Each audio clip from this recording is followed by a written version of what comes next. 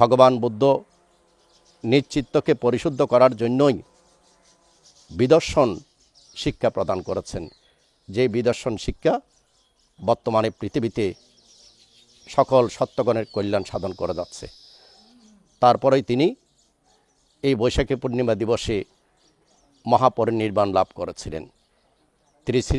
ত্রিস্মৃতি বিজড়িত এই পবিত্র বৈশাখী পূর্ণিমা দিবসে বুদ্ধের বাণী যদি এই পৃথিবীতে ধ্বনিত হয়, আচরিত হয়, তাহলে এই পৃথিবী হবে অহিংসাময় পৃথিবী, মৈত্রীময় পৃথিবী। অহিংসাময় পৃথিবী হোক, মৈত্রীময় পৃথিবী হোক, ভালোবাসার পৃথিবী হোক। সকলের প্রতি বৈশাখী পূর্ণিমার এই মৈত্রীময় আহ্বান।